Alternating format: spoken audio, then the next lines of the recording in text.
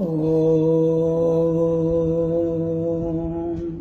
സച്ചിദാനന്ദരൂപായ വിശ്വോത്പത്യാദിഹേതവേ താപത്രയ വിനാശായ ശ്രീകൃഷ്ണായ വയം നുമാം.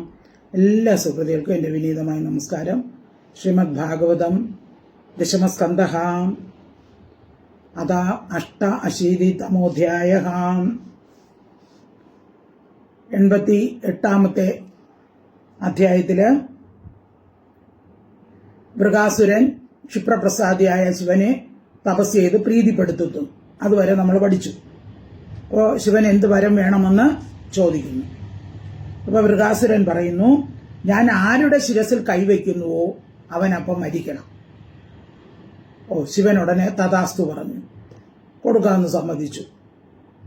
അപ്പോൾ വൃകാസുരൻ എന്ത് ചെയ്തു? ഇത് പരീക്ഷിക്കാൻ ശിവന്റെ തലയിൽ തന്നെ കൈവയ്ക്കാൻ ശ്രമിച്ചു.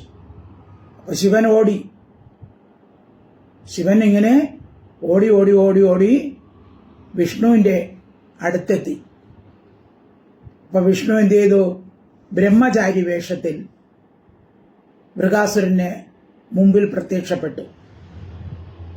എന്നിട്ട് എവിടെ പോകുന്നെന്ന് ചോദിച്ചു. അപ്പൊ പറഞ്ഞു, ഇതുപോലെയാണ് ശിവൻ ഒരു വരം തന്നിട്ടുണ്ട്, അത് പരീക്ഷിക്കാൻ നോക്കുകയാണെന്ന് പറഞ്ഞു. അപ്പൊ പറഞ്ഞു, അയ്യേ, ശിവൻ പറയുന്നത് ശരിയാണെന്ന് നീ വിശ്വസിച്ചോ? അവന് ദക്ഷന്റെ ശാപം കിട്ടിയിട്ടുള്ളതാണ്. ശിവൻ പറയുന്നതൊന്നും ഫലിക്കുകയില്ല. സംശയം ഉണ്ടെങ്കിൽ നിന്റെ തലയിൽ തന്നെ നീ കൈവച്ച് നോക്ക്, അപ്പോഴറിയാം മരിക്കുമോ മരിക്കൂല്ലേ എന്ന്. ഉടനെ ഈ വൃകാസുരൻ എന്ത് ചെയ്തു? അവന്റെ തലയിൽ കൈവച്ചു. ഉടനെ തന്നെ മരിച്ചു വീഴുകയും ചെയ്തു. അപ്പൊ അതാണ് മന്ദബുദ്ധികളുടെ സ്വഭാവം അല്ലെ. ഒന്നും വീണ്ടും വിചാരമില്ലാതെ ഓരോ കാര്യം ചെയ്യുമ്പോൾ അതിന്റെ ഭവിഷ്യത്ത് ഫലം ഇങ്ങനെയായിരിക്കും. അപ്പൊ നമുക്കിനി ശ്ലോകങ്ങൾ ഓരോന്നായിട്ട് നോക്കാം. ഓം നമോ ഭഗവതേ വാസുദേവായ.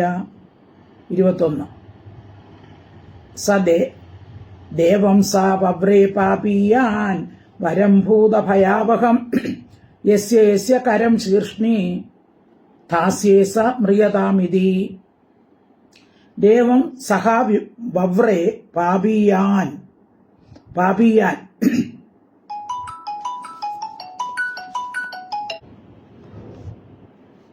പാപീയാൻ അതിശയേന പാപിയായിരിക്കുന്ന സഹ അവൻ, അതായത് വൃകാസുരൻ, യസ്യ യസ്യ യാതൊരുത്തന്റെ ശീർഷ്ണി ശിരസിൽ കരം കയ്യിനെ ധാസ്യേ ഞാൻ വയ്ക്കുമോ സഹ അവൻ മ്രിയതാം മരിക്കണം.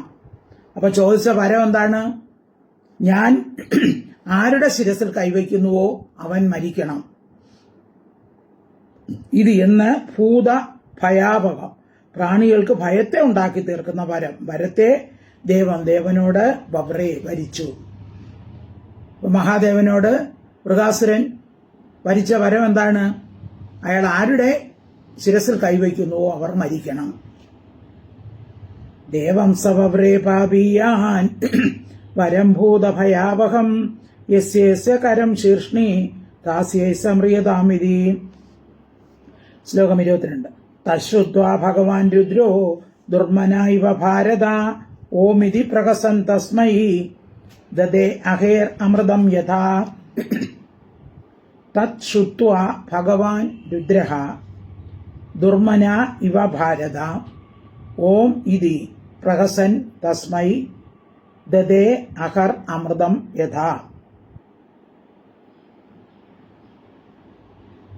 തശ്രുത്വാ ഭഗവാൻ രുദ്രഃ, ഭഗവാൻ രുദ്ര, ഭഗവാനായ ശിവൻ, തത് അതിനെ ശ്രുത്വ കേട്ടിട്ട്, ഭാരത ഹേ ഭാരത കുലോൽപ്പന്ന, ഭാരതത്തിൽ ജനിച്ചവനെ, ദുർമന ഇവ ദുർമനസ് എന്ന പോലെ പ്രഹസൻ പ്രഹർഷേന ചിരിച്ചിട്ട്, അഹേ സർപ്പത്തിന് അമൃതമെത അമൃതം എന്ന പോലെ, ഓം ഇതി അങ്ങനെ തന്നെ, തസ്മൈ അവനായിക്കൊണ്ട് ദതേ നൽകി.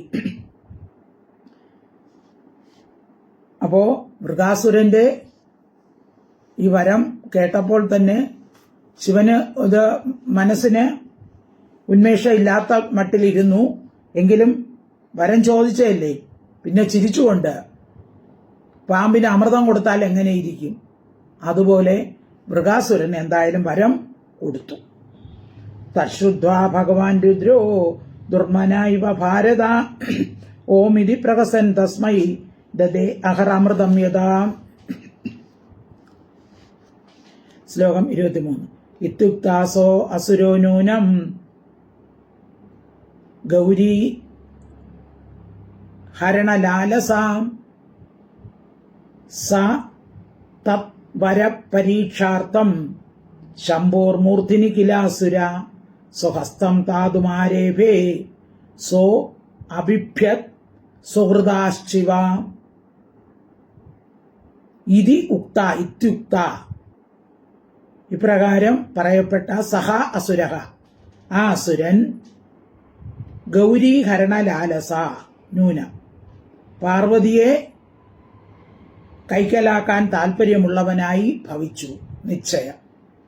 അപ്പൊ അവനത് കിട്ടിയപ്പോ എങ്ങനെയെങ്കിലും ശിവനെ കൊന്നിട്ട് പാർവതിയെ കൈക്കലാക്കാം എന്ന് നിശ്ചയിച്ചു. സഹാസുര ആസുരൻ തത്വര പരീക്ഷണാർത്ഥം ആ വരത്തെ പരീക്ഷിക്കാനായിക്കൊണ്ട് ശംഭോഹോ മൂർത്തിനി ശംഭുവിന്റെ ശിരസിൽ സ്വഹസ്ത അവന്റെ കൈയിനെ ധാതും വയ്ക്കാനായിക്കൊണ്ട് ധരിക്കാനായിക്കൊണ്ട് ആരേഭേ ആരംഭിച്ചു. ശിവ ശിവൻ സുഹൃത സ്വപ്രവൃത്തിയിൽ അഭിഭ്യ ഭയപ്പെട്ടു. അപ്പൊ തന്റെ പ്രവൃത്തിയിൽ ശിവൻ ഭയപ്പെട്ടു. അയ്യോ ഇവൻ പാല് കൊടുത്ത കൈക്ക് തന്നെ പാമ്പ് കൊത്തു എന്ന് പറഞ്ഞിട്ടില്ലേ, അതേപോലെ തിരിച്ച് എന്നെയാണല്ലോ ഉന്നം വയ്ക്കുന്നത്. അപ്പൊ ഇവൻ ഉപകാരസ്മരണ ഇല്ലാത്തവൻ തന്നെ, നന്ദിയില്ലാത്തവൻ തന്നെ എന്ന് ശിവൻ വിചാരിച്ചു. ഇത്യുക്താസോ അസുരോ നൂനം ഗൗരീഹരണലാലസ സാ തത്വര പരീക്ഷാർത്ഥം ശംഭോർമൂർധനി കിലാസുര സ്വഹസ്തം ധാതുമാരേഭേ സോ അഭിഭ്യത് സുഹൃദാശിവ. ശ്ലോകം 24. തേനോപസൃഷ്ട സന്ത്രസ്ത പരാധാവത് സവേപതു യാവദന്തം ദിവോ ഭൂമേ കാഷ്ടാനം ഉദക്. തേന ഉപസൃഷ്ട തേന അവനാൽ ഉപസൃഷ്ട അനുഗമിക്കപ്പെട്ടവനായി സന്ത്രസ്ത ഭയപ്പെട്ടവനായി സവേപതുഹു വിറയലോടുകൂടിയവനായി ദിവഹ ആകാശത്തിന്റെയും ഭൂമിയുടെയും കാഷ്ടാനം ദിക്കുകളുടെയും യാവതന്ത അവധി വരെ പരാധാവതോടി ഉദക്ക് ദിക്കുകളിൽ കൂടി ഉദകാത് ഉദക്ക് ദിക്കുകളിൽ കൂടി ഇങ്ങനെ ശിവൻ ഓടുകയാണ്. അതായത് മൃഗാസുരൻ തലയിൽ കൈവച്ചാൽ ശിവൻ ഉടനെ മരിക്കും. അതുകൊണ്ട് ശിവൻ എന്ത് ചെയ്തു? ഭയപ്പെട്ട് വിറച്ചുകൊണ്ട് ഭൂമിയിലും ആകാശത്തും ദിക്കുകള് തീരുന്നതുവരെ ഇങ്ങനെ ഓടിക്കൊണ്ടേയിരുന്നു. എവിടുന്ന് അഭയം കിട്ടുമെന്ന് വിചാരിച്ച് ഓടുകയാണ്. തേനോപസൃഷ്ട സന്ത്രസ്ത പരാധാവത് സവേപതു യാവദന്തം ദിവോ ഭൂമി കാഷ്ടാനാം ഉദകാതുദക്. ശ്ലോകം 25. അജാനന്ദ പ്രതിവിധിം തുഷ്ണീം ആസൻ സുരേശ്വരാഹ തതോ വൈകുണ്ഠമഗമത് ഭാസ്വരം തമസപരം. അജാനന്ദ പ്രതിവിധിം തുഷ്ണീം ആസൻ സുരേശ്വരാഹ തതഹ വൈകുണ്ഠമഗമത് ഭാസ്വരം തമസപരം. അജാനന്ദ പ്രതിവിധി പ്രതിവിധിയെ അജാനന്ദ അറിവില്ലാത്തവനായ സുരേശ്വര ദേവാധിപന്മാർ തുഷ്ണീം ആസൻ മിണ്ടാതിരുന്നു. അപ്പൊ എല്ലാ ദേവന്മാരുടെ അടുത്തും ഓടിപ്പോയി. പക്ഷെ ദേവന്മാർക്ക് ഇതിന്റെ പ്രതിവിധി എന്തെന്ന് അറിഞ്ഞുകൂടാ, അതുകൊണ്ട് മിണ്ടാതിരുന്നു. തതഹ അനന്തരം തമസപ്പരം അന്ധകാരം അറവില്ലാത്തതും ഭാസ്വരം എപ്പോഴും പ്രകാശിച്ചു കൊണ്ടിരിക്കുന്നതുമായ വൈകുണ്ഠത്തെ പ്രാപിച്ചു. അപ്പൊ ഇങ്ങനെ ഓടി ഓടി ഓടി അപ്പൊ ആർക്കും ഒന്നും ചെയ്യാൻ സാധിച്ചില്ല. അങ്ങനെ ശിവൻ എവിടെ എത്തി? വൈകുണ്ഠത്തിലെത്തി. അജാനന്ദ പ്രതിവിധി തുഷ്ണീമാസൻ സുരേശ്വര തതോ വൈകുണ്ഠമഗമത് ഭാസ്വരം തമസപരം. ശ്ലോകം 26. എത്ര നാരായണ സാക്ഷാത് നാസിനാം പരമാഗതി ശാന്താനാം ന്യസ്തദണ്ഡാനാം യതോ നാവർത്തതേ ഗതാം. എത്ര നാരായണ സാക്ഷാത് നാസിനാം പരമാഗതി ശാന്താനാം ന്യസ്തദണ്ഡാനാം ശാന്തന്മാരും ന്യസ്തദണ്ഡാന ഉപേക്ഷിക്കപ്പെട്ട ദണ്ഡത്തോടു കൂടിയവരുമായ നാസിന സന്യാസികളുടെ പരമാഗതി ഉത്കൃഷ്ടമായ ഗതിയായ സാക്ഷാത് നാരായണൻ എത്ര യാതൊന്നിൽ ആസ്തേ ഇരിക്കുന്നു ഗതഹ പ്രാപിച്ചവൻ യതഹ യാതൊന്നിൽ നിന്ന് ആവർത്തതേ ആവർത്തിക്കുന്നില്ല. അതായത് വൈകുണ്ഠത്തെ വർണ്ണിക്കുകയാണ്. ഏതൊരുവൻ വൈകുണ്ഠത്തിൽ ഭഗവാൻ നാരായണൻ പ്രത്യക്ഷമൂർത്തിയായി വസിക്കുന്നുവോ അവിടെ എങ്ങനെയാണ് രാഗലോഭ ആദിവൃത്തികൾ എല്ലാം ഇല്ല. പരദ്രോഹ രൂപവൃത്തികൾ തീരെ ഉപേക്ഷിച്ച് സകല വിഷയങ്ങളിലും വിരക്തരായിരിക്കുന്ന സന്യാസികളുടെ പരമപുരുഷാർത്ഥ രൂപമായ പ്രാപ്യസ്ഥാനം ഈ വൈകുണ്ഠമാണ്. ഇപ്പൊ വിരക്തി വന്നവരുടെ പ്രാപ്യസ്ഥാനം പരമപുരുഷാർത്ഥ രൂപമായ പ്രാപ്യസ്ഥാനം മോക്ഷസ്ഥാനമാണ് വൈകുണ്ഠം. അതിനെ പ്രാപിച്ചവർ പിന്നെ ശ്രീനാരായണ സന്നിധിയിൽ നിന്നും മടങ്ങുകയോ സംസാരത്തെ പ്രാപിക്കുകയോ ചെയ്യുന്നില്ല. വൈകുണ്ഠത്തെ പ്രാപിച്ചവർ പിന്നീട് സംസാരത്തെ പ്രാപിക്കുന്നില്ല. എത്ര നാരായണ സാക്ഷാത് നാസിനാ പരമാഗതി ശാന്താനാം നസ്തദണ്ഡാനാം യതോനാ വർത്തതേ ഗതാം. ശ്ലോകം 27. തം തഥാ വ്യസനം ദൃഷ്ട്വാ ഭഗവാൻ വ്രജിനാർദ്ദനഃ ദൂരാത് പ്രത്യുദീയാത് ഭൂത്വാ വടുകോ യോഗമായയാം. തം തഥാ വ്യസനം ദൃഷ്ട്വാ തഥാ വ്യസനം ആവിധം വ്യസനത്തോടുകൂടിയ തം ശിവനെ വ്യജിനാർദ്ദനഃ ദുഃഖത്തെ ശമിപ്പിക്കുന്ന ഭഗവാൻ ശ്രീനാരായണൻ ദൃഷ്ട്വ കണ്ടിട്ട് യോഗമായ കൊണ്ട് വടുകാഭൂത ഒരു ബ്രഹ്മചാരിയായിട്ട് ഭവിച്ചു. ദൂരെ നിന്ന് പ്രത്യുദിയ എതിരേറ്റ് സ്വീകരിച്ചു. ഇപ്പൊ ഭഗവാൻ യോഗമായയെ ആശ്രയിച്ച് ഒരു ബ്രഹ്മചാരിയുടെ വേഷം കൊണ്ട് മൃഗാസുരന്റെ അടുത്ത് ചെന്ന് നിന്നു. മൃഗാസുരനെ എതിരേറ്റു. തം തഥാ വ്യസനം ദൃഷ്ട്വാ ഭഗവാൻ വ്രജിനാർദ്ദനഃ ദൂരാത് പ്രത്യുദീയാത് ഭൂത പടുകോ യോഗമായയാ. ശ്ലോകം 28. മേഘാജിന ദണ്ഡാക്ഷൈ തേജസാഗ്നിരിവജ്വലൻ അഭിവാദയാമാസാചം കുശപാണിർവിനീതവത്. മേഖല അജിന ദണ്ഡ അക്ഷൈ തേജസ അഗ്നി ഇവ ജ്വലൻ. മേഖലാജിന ദണ്ഡാക്ഷൈ അതായത് മുഞ്ഞക്കയർ, കൃഷ്ണമൃഗത്തിന്റെ ചർമ്മം, ദണ്ഡം, ജപമാല എന്നിവയോട് കൂടിയതും ബ്രഹ്മചാരി വേഷമാണ്. അരയിൽ മുഞ്ഞക്കയറ്, മാറിൽ കൃഷ്ണ മൃഗത്തോല്, കയ്യിൽ ഒരു വടി,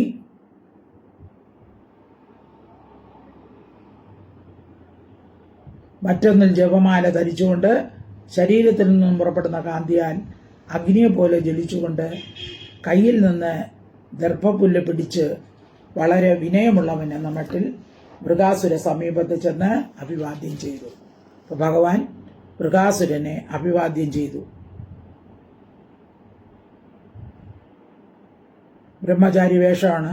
അരയിൽ മുഞ്ഞകയർ, മാറിൽ കൃഷ്ണ മൃഗത്തോല്, കയ്യിൽ വടി, മറ്റൊന്നിൽ ജപമാല ധരിച്ച് ശരീരത്തിൽ നിന്നും പുറപ്പെടുന്ന കാന്തിയാൽ അഗ്നിയെ കൊണ്ട് പോലെ ജ്വലിപ്പിച്ച് കയ്യിൽ ദർഭപുല്ല് പിടിച്ച് വളരെ വിനയമുള്ളവൻ എന്ന മട്ടിൽ മൃഗാസുരന്റെ സമീപത്ത് ചെന്നു. മേഖലാജന ദണ്ഡാക്ഷൈ തേജസാഗ്നിരിവജ്വലൻ അഭിവാദയാമാസാതം കുശപാണിർ വിനീതവത്. ശ്ലോകം 29. ശ്രീഭഗവാനുവാചാം ശാകുനേയ ഭഗവാൻ വ്യക്തം ശാന്തക്കും ദൂരമാഗത ക്ഷണം വിശ്രമ്യതാം പുംസ ആത്മാനം സർവകാമതൃ. ശാകുനേയക, ഹേ ശകുനിപുത്ര, ഭവാൻ അങ്ങ് ശാന്തക ക്ഷീണിച്ചിരിക്കുന്ന വ്യക്തം സ്പഷ്ടം, അങ്ങ് ക്ഷീണിച്ചിരിക്കുന്നത് സ്പഷ്ടമാണ്. കിം എന്തിനായിക്കൊണ്ട് ദൂരമാകത ഈ ദൂരത്തിൽ ഇങ്ങി വന്നു. ക്ഷണം അല്പസമയം വിശ്രമിച്ചാലും പുംസ പുരുഷന്റെ അയമാത്മ ഈ ശരീരം സർവകാമത്തും സകല ആഗ്രഹങ്ങളെയും സാധിപ്പിക്കുന്നതാണ്. അപ്പോ ബ്രഹ്മചാരി ചോദിക്കുകയാണ്, ഹേ ശകുനിപുത്ര, ഭഗവാൻ ക്ഷീണിച്ചിരിക്കുന്നു എന്ന് എത്രയും സ്പഷ്ടമാകുന്നു. എന്തിനായി കൊണ്ടുണ്ടാകുന്ന ദൂരസഞ്ചാരം? കുറെ വിശ്രമിക്കുക. ഈ ശരീരമല്ലയോ പരംപുരുഷന്റെ സർവാഭിഷ്ടങ്ങളെ സാധിക്കുന്നത്? അതിനെ ഇങ്ങനെ ക്ലേശിപ്പിക്കരുത് എന്ന് സാരം. ശകുനിപുത്ര, ഭവാൻ ക്ഷീണിച്ചിരിക്കുന്നത് സ്പഷ്ടമാണ്. എന്തിനായി കൊണ്ടുണ്ടാകുന്നു സഞ്ചാരം? ഏറെ വിശ്രമിക്കുക. ഈ ശരീരമല്ലയോ പുരുഷന്റെ സർവാഭിഷ്ടങ്ങളെയും സാധിപ്പിക്കുന്നത്. അതിങ്ങനെ ക്ലേശിപ്പിക്കരുത്.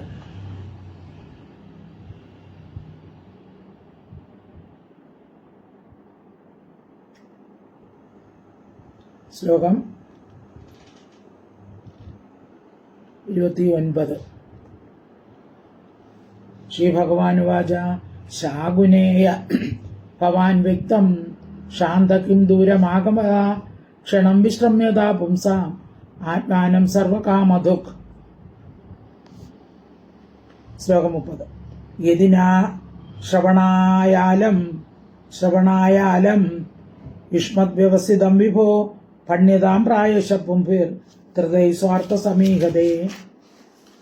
യദിനാ ശ്രവണായ അലം യുഷ്മത് വ്യവസ്ഥിതം വിഭോ ഹേ സമർത്ഥ, യുഷ്മത് വ്യവസ്ഥിതം നിങ്ങളുടെ നിശ്ചയം നഖ ഞങ്ങളുടെ ശ്രവണത്തിനായിക്കൊണ്ട് അലം യതി സമർത്ഥമെങ്കിൽ പണ്യതാം എന്നാൽ പറഞ്ഞു തന്നാലും പ്രായേണ ഹൃദയ ധരിപ്പിക്കപ്പെടുന്നതായ പുംഭി പുരുഷന്മാരോടുകൂടി സ്വാർത്ഥാൻ സ്വന്തം കാര്യങ്ങളെ സമീകതയെ സാധിക്കുന്നു. നിങ്ങളുടെ ഉദ്ദേശം ഞങ്ങൾക്ക് കേൾക്കാൻ വിരോധമില്ലെങ്കിൽ പറയുക. പ്രായേണ ജനങ്ങൾ സഹികളായി ചേരുന്ന പുരുഷന്മാരോട് കൂടി യോജിക്കുന്നതാണ്.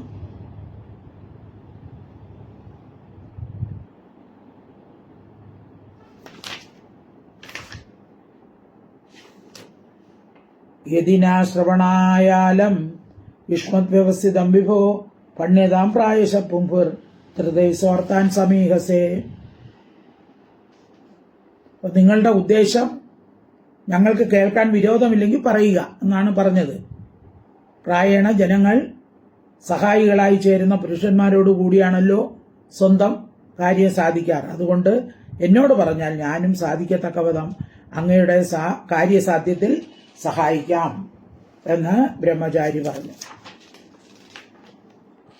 ശ്ലോകം 31. ശ്രീശുകവാച ഏവം ഭഗവതാ പൃഷ്ടോ വചസാമൃത വർഷിണ ഗതക്ലമേ അബ്രവീത് തസ്മൈ യഥാപൂർവമനുഷ്ഠിതാം. ഏവം ഭഗവതം പൃഷ്ട വചസ അമൃതവർഷിണ. ഏവ ഇപ്രകാരം അമൃതവർഷിണ അമൃതത്തെ വർഷിക്കുന്നതായ വചസ വാക്കുകൾ കൊണ്ട് ഭഗവാനാൽ പൃഷ്ട ചോദിക്കപ്പെട്ടവൻ ഗതക്ലമഹ ക്ഷീണം തീർത്തവനായി യഥാപൂർവം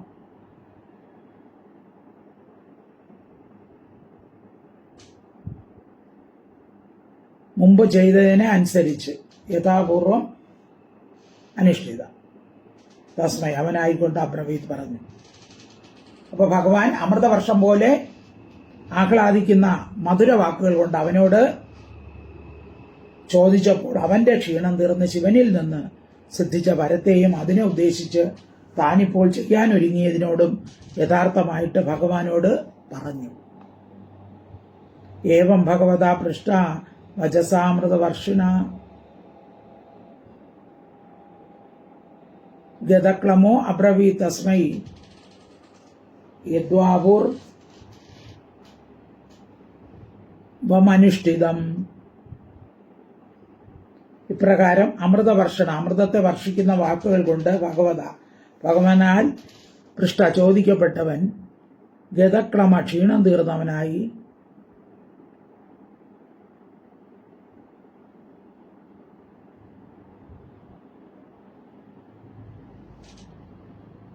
പരത്തെ ഉദ്ദേശിച്ച് ചെയ്യാനൊരുങ്ങിയതിനെ യഥാർത്ഥമായി ഭഗവാനോട് പറഞ്ഞു. ഏവം ശ്രീശുകവാച ഏവം ഭഗവതാ പൃഷ്ട വചസ അമൃതവർഷിണ ഗതക്ലമോ അബ്രവീത് തസ്മൈ യഥാപൂർവമനുഷ്ഠിതം. ശ്രീ ഭഗവാനുവാച ഏവം ചേത് തർഹി തദ്വാക്യം വയം ന ശ്രദ്ധമഹി യോ ദക്ഷശാപാത് പൈശാചിയം പ്രാപ്ത പ്രേത പിശാചരാൻ. ഭഗവാൻ പറയാണ് ഏവം ചേത് ഇപ്രകാരമാണെങ്കിൽ തർഹി എന്നാൽ തദ്വാക്യം അവന്റെ വാക്യത്തെ വയം നഹ ശ്രദ്ധ ധീമകി ഞങ്ങൾ വിശ്വസിക്കുന്നില്ല. ശിവൻ പറഞ്ഞ വാക്കല്ലേ, ഞങ്ങൾ വിശ്വസിക്കുന്നില്ല. യാതൊരുത്തൻ ദക്ഷന്റെ ശാപം നിമിത്തം പ്രീത പിശാര പ്രേതങ്ങളുടെയും പിശാചുക്കളുടെയും രാജാവായിട്ട് പൈശാചിയം ദുരാചരന്മാരുടെ വൃത്തിയെ പ്രാപിച്ചിരിക്കുന്നു.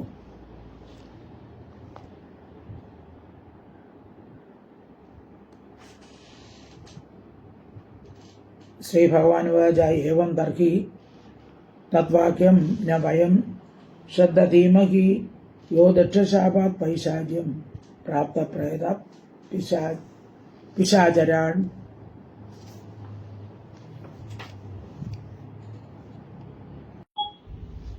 ശ്ലോകം 33.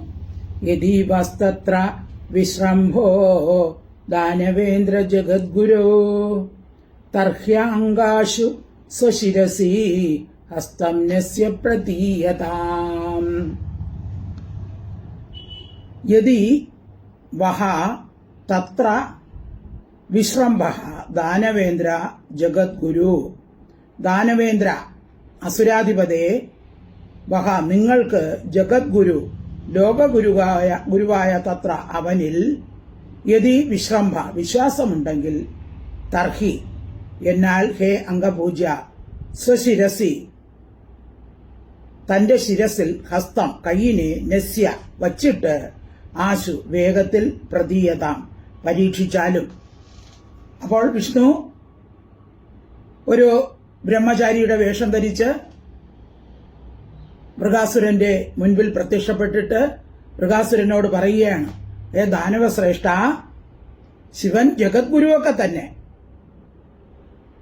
ആ വാക്യം സത്യമല്ലാതിരിക്കുകയില്ല എന്ന വിശ്വാസം നിങ്ങൾക്കുണ്ടെങ്കിൽ ഹേ പൂജ്യ, നിങ്ങൾ എന്ത് ചെയ്യുക, കൈയെടുത്ത് നിങ്ങളെ തലയിൽ തന്നെ വെച്ച് പരീക്ഷിച്ചു നോക്കൂ. ഇത് പരീക്ഷ ജയിക്കുകയില്ല, കാരണം അവന് ദക്ഷന്റെ ശാപം കിട്ടിയിട്ടുള്ളതാണ് എന്നൊക്കെ പറഞ്ഞ് മൃഗാസുരനെ പ്രലോഭിപ്പിക്കുകയാണ്. യദിവാസ്തത്ര വിശ്രംഭോ ദാനവേന്ദ്ര ജഗദ്ഗുരു തർഹ്യാശ സ്വശിരസി ഹസ്തം നസ്യ പ്രതീയതാം. ശ്ലോകം 34.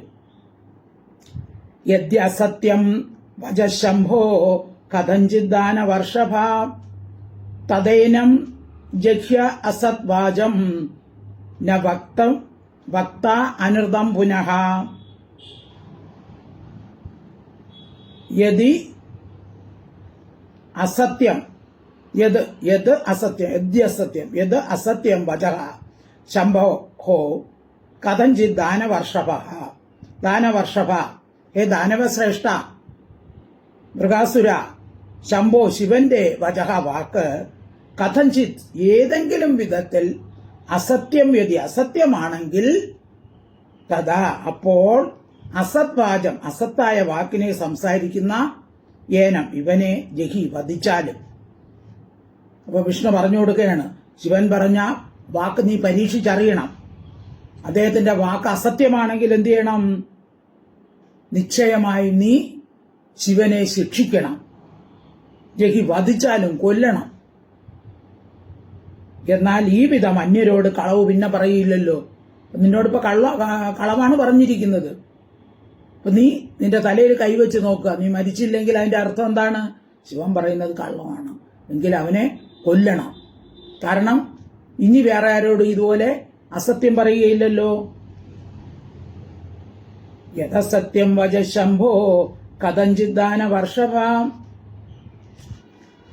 തദേനം ജഹ്യ അസദ്വാചം വക്ത അനൃതം പുനഃ. ശ്ലോകം 35. ഇത്തം ഭഗവത ചിത്രയെ വജോഭി സുപേശലൈഹി ഭിന്നധീർ വിസ്മൃത ശീർഷ്ണേ സ്വഹസ്തം കുമതിർ വ്യഥതാത്. ഇത്തം ഭഗവതഃ ചിത്രൈഹി, ഇപ്രകാരം ഭഗവതഃ ഭഗവാന്റെ ചിത്രൈഹി ഭ്രമിപ്പിക്കുന്നവയും സുപേശലൈഹി ഏറ്റവും രമ്യങ്ങളുമായ വചോഭി വാക്കുകളാൽ ഭിന്നധീഭി ഭേദിച്ച ബുദ്ധിയോടുകൂടിയവനായി, അവന്റെ ബുദ്ധിയാകെ ഭ്രമിച്ചുപോയി. ഇപ്പൊ ശിവൻ വരം തന്നു, അത് സത്യമാണോ? വിഷ്ണു പറയുന്ന സത്യമാണോ? വിസ്മരിച്ചവനായിട്ട് സഹ കുമുദി, ആ കുൽസിത ബുദ്ധിയാൽ ശീർഷണി അവൻ എന്ത് ചെയ്തു? ശിരസിൽ സ്വഹസ്തം തന്റെ കരത്തെ വ്യഥാത് സമർപ്പിച്ചു വച്ചു. അപ്പൊ അവന് പെട്ടെന്ന് ഇത് കേട്ട ബുദ്ധിഭ്രമമായി. ഇപ്പൊ ഭഗവാന്റെ മനോഹര വാക്യങ്ങൾ കൊണ്ട് അവൻ തന്നെത്താൻ മറന്നുപോയി. ബ്രഹ്മചാരിയുടെ വാക്യങ്ങൾ കേട്ട് അവൻ തന്നെത്താൻ തന്നെ മറന്നുപോയി. പറഞ്ഞതിന്റെ അർത്ഥം എന്താണെന്ന് ധരിക്കാനുള്ള ബുദ്ധി പോലും അവനുണ്ടായില്ല. ഉടനെ ആ ബുദ്ധിഹീനൻ എന്ത് ചെയ്തു? തന്റെ കൈയെടുത്ത് അവന്റെ തന്നെ തലയിലങ്ങ് വെച്ചു. ഇതം ഭഗവതശ്ചിത്രയേർ വജോഭിർസുപേശലൈഹി ഭിന്നധീർ വിസ്മൃത ശീർഷ്ണേ സ്വഹസ്തം കുമതിർ വ്യഥാത്. ശ്ലോകം 36. അഥാപതത് ഭിന്നശിരാ വജ്രാഹൃദൈവ ക്ഷണാത് ജയശബ്ദോ നമശബ്ദ സാധുശബ്ദോ അഭവദ്ദിവി. അഥ അപതത് ഭിന്നശിര വജ്രാഹത ഇവ ക്ഷണ.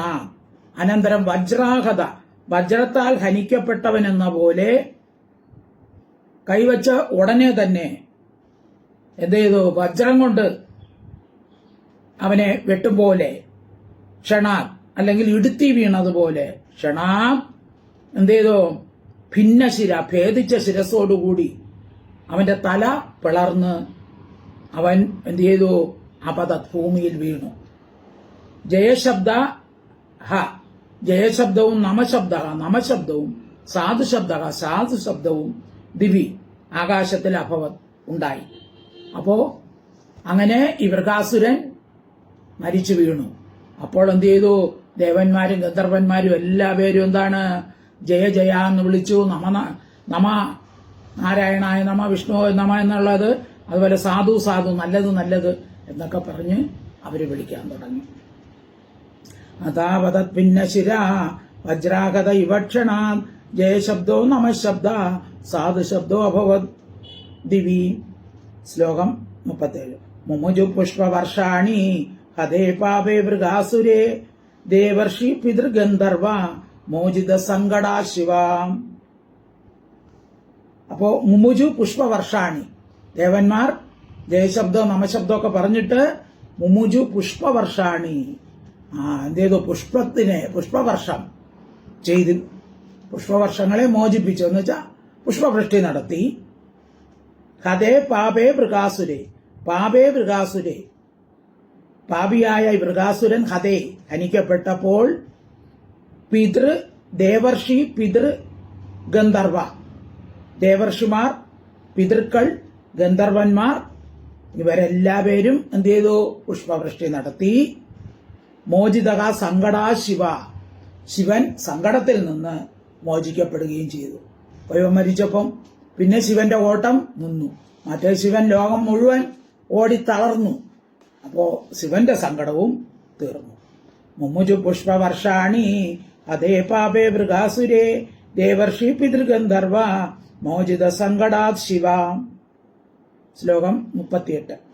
മുക്തം ഗിരിശമപ്യാഹ ഭഗവാൻ പുരുഷോത്തമ അഹോ ദേവ മഹാദേവ പാപോയം സേന പാപ്മനാം. മുക്തം ഗിരിശം അപ്യാഹ, മുക്തം മോചിക്കപ്പെട്ട സ്വതന്ത്രനാക്കപ്പെട്ട ശിവനോട് ഭഗവാൻ, ഷഡ്ഗുണ പരിപൂർണനായ ഭഗവാൻ പുരുഷോത്തമൻ അഭ്യാഹ ഇങ്ങനെ പറഞ്ഞു. ശിവനോട് ഇങ്ങനെ പറഞ്ഞു. എന്താണ്? ദേവാഹേ ദേവ മഹാദേവ അയം ഈ പാപൻ, ഈ പാപി സേന പാപ്ന അവന്റെ പാപത്താൽ ഹനിക്കപ്പെട്ടു കഴിഞ്ഞു എന്ന്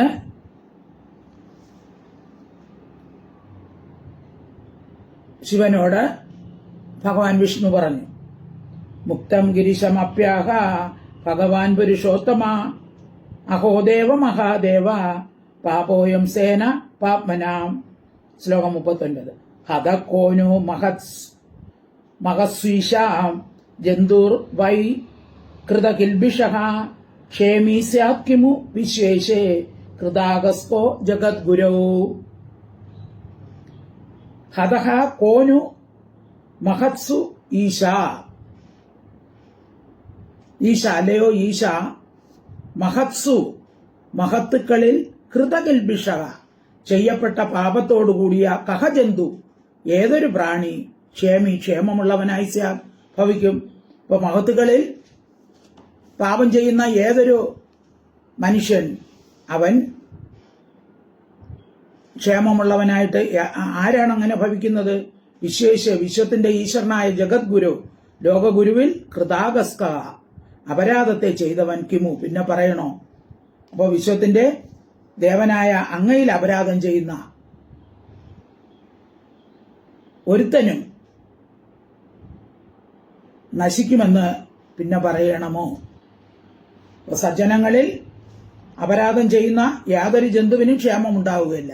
പിന്നെ ജഗദ്ഗുരുവായ അങ്ങയിൽ ഈ അപരാധം ചെയ്തവന് ക്ഷേമമുണ്ടാകുമോ എന്ന് ഭഗവാൻ ചോദിക്കുകയാണ്. ഹതക്കോനു മഹസീശ ജന്തുവൈർകൃത കൽബിഷ ക്ഷേമീ സ്യാത് കിമു വിശ്വേശേ കൃതാഗസ്കോ ജഗദ്ഗുരു. ശ്ലോകം 40. യേവം അവ്യാഹൃത ശക്തി ഉദന്യത പരസ്യ സാക്ഷാത് പരമാത്മനോഹരേ ഗിരിത്രമോക്ഷം ഹതയേ ശൃണോതി വാ വിമുച്യതേ സംസൃതിഭി സ്തദാരിഭി. യേവം അവ്യാകൃത ശക്തി ഉദന്യത. അവ്യാകൃത ശക്തി ഉദന്യത അവ്യാകൃതമായ ശക്തിയുടെ സമുദ്രമായും സാക്ഷാത് പ്രത്യക്ഷമായ പരമാത്മാവായും പരസ്യ പരനുമായിരിക്കുന്ന ഹരേഹെ ഹരിയുടെ ഗിരിത്രമോക്ഷം ഗിരീശനായ ശിവനെ സങ്കടത്തിൽ നിന്നും മോചിപ്പിച്ചതായ ചരിത്രത്തെ യാതൊരുത്തൻ കഥിക്കുമോ ശൃണോതിവ കേൾക്കുമോ സഹ അവൻ സംസൃതിഭിഹി സംസാരങ്ങളാലും തഥാ പ്രകാരം അരിഭിഹി ശത്രുക്കളാലും വിമോചിക്കപ്പെടുന്നു. അപ്പൊ വാക്കിനും മനസ്സിനും വിഷയമല്ലാത്ത ശക്തിയുടെ നിധാനമായും സാക്ഷാൽ പരമാത്മാവുമായിരിക്കുന്ന പരമപുരുഷനായ ശ്രീഹരി ശ്രീശിവനെ സങ്കടത്തിൽ നിന്നും മോചിപ്പിച്ച ഈ കഥ കേൾക്കുകയോ കീർത്തിക്കുകയോ ചെയ്യുന്നവന് സംസാര സങ്കടം ശത്രു സങ്കടം ഇവ ഉണ്ടാവുകയില്ല. ഏവം അവ്യാകൃത ശക്തി ഉദന്യത പരസ്യ സാക്ഷാത് പരമാത്മനോഹരേ ഗിരിത്രമോക്ഷം ഹതയേ ശൃണോതി വാ വിമുച്യതേ സംസൃതിഭിസ്തദാരിഭി. അപ്പോ ഈ കഥയിൽ നിന്ന് നമുക്ക് എന്ത് മനസ്സിലാക്കാം? അപ്പോ എന്തെങ്കിലും വരം കൊടുക്കുകയാണ്, അല്ലെങ്കിൽ നമ്മൾ ആർക്കെങ്കിലും ഒന്ന് ചെയ്തു കഴിഞ്ഞാൽ അതിന് എന്തെങ്കിലും ദോഷമുണ്ടോ എന്ന് ചിന്തിച്ചിട്ട് വേണം അത് ചെയ്യേണ്ടത്. ഇത് തിരിച്ച് നമുക്ക് തന്നെ ദോഷമായിട്ട് സംഭവിക്കുമോ എന്ന് ചിന്തിച്ചിട്ട് വേണം ഓരോ കാര്യങ്ങളും നമ്മൾ ചെയ്യേണ്ടത്. പിന്നെ ഈ വൃകാസുരനാണെങ്കിലോ ഭഗവാൻ പറഞ്ഞത് കേട്ടത് പാതി കേൾക്കാത്ത പാതി അത് പരീക്ഷിച്ചു. അവനും ചിന്തിച്ചില്ല. അല്പസമയം ഒന്ന് ആലോചിച്ചിരുന്നെങ്കിലോ, തലയിൽ കൈവച്ചാൽ മരിക്കുമെന്ന് അല്പസമയം ഒന്ന് ആലോചിച്ചിരുന്നെങ്കിലോ അവനും ഈ ദുർഗതി വരികയില്ല. അപ്പൊ ജീവിതത്തിൽ നമ്മൾ ഇങ്ങനെയുള്ള കാര്യങ്ങൾ മനസ്സിലാക്കേണ്ട. ഏത് കാര്യവും ചെയ്യുന്നതിന് മുമ്പ് 2 പ്രാവശ്യം ആലോചിക്കണം എന്നാണ് ഇതിൽ നിന്ന് നമുക്ക് മനസ്സിലാക്കേണ്ടത്. ഇത് ശ്രീമദ് ഭാഗവത മഹാപുരാണ ദശമസ്കന്ധേ ഉത്തരാർത്ഥ രുദ്രമോക്ഷണം നാമ അഷ്ടാശീതിതമോധ്യായ സമ്പൂർണം. സർവത്ര ഗോവിന്ദ നാമ സങ്കീർത്തനം. ഗോവിന്ദ ഹരി ഗോവിന്ദ.